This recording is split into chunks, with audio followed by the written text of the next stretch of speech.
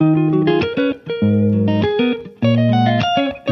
very important that we pass on to the next generation this knowledge that these people, these contemporary activists, essentially, because they're of a time that's history now, but it's still of the modern era.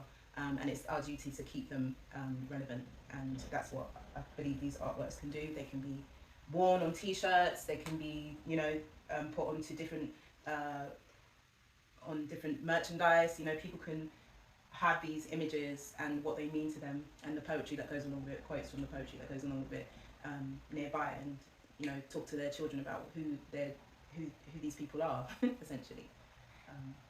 Yeah, it's such an amazing project and very well said. I've had the pleasure to witness firsthand how this process has literally flowed out of you.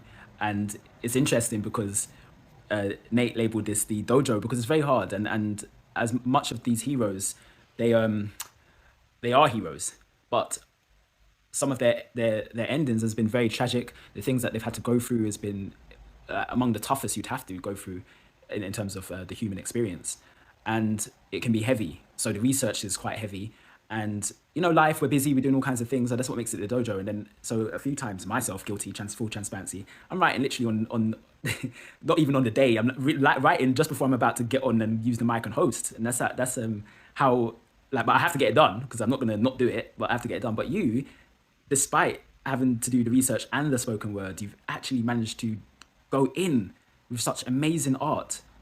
Okay, so first of all, we have, so this is Queen of Meloranus on elephant, because I love the idea that,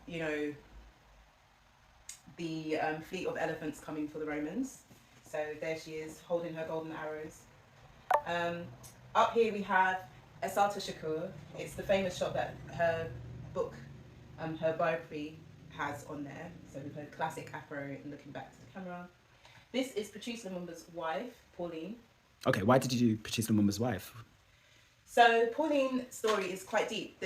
Famously, she actually bared her breasts through the square of Kinshasa after he was murdered so brutally by the police, by the state, essentially by the European forces who wanted his message completely annihilated.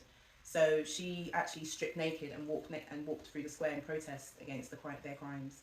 And when I read about that, I was very moved by that whole idea. And actually, my poem came from her voice.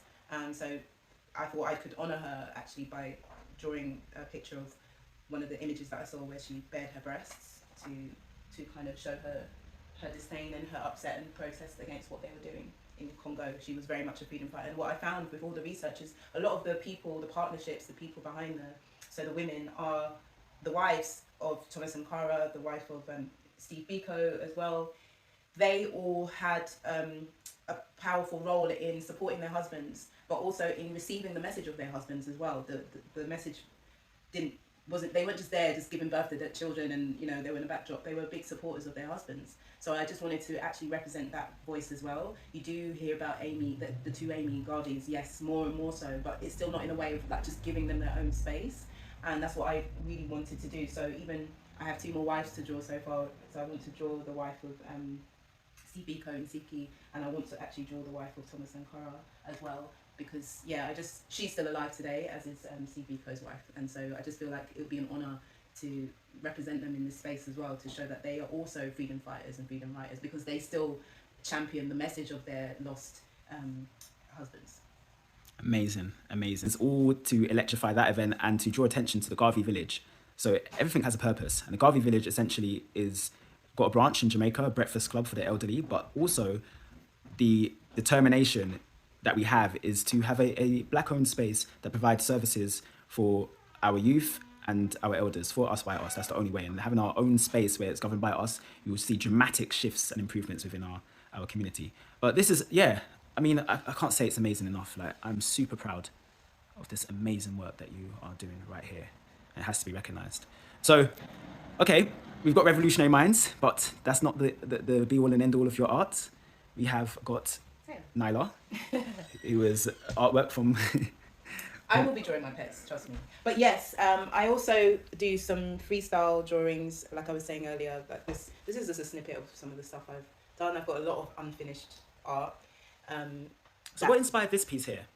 There's a lot that's just free flow. Okay.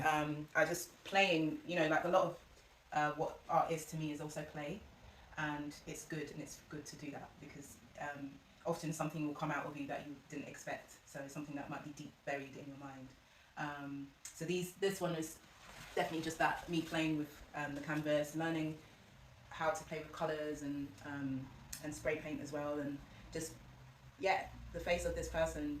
I don't particularly. She looks like a couple of people I know, which a few people pointed out, but there is no.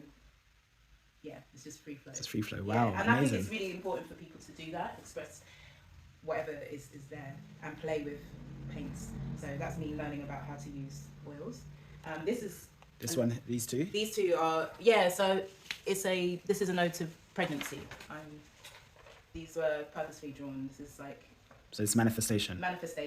They are representatives of me. They're not a self-image, but they are an image of me.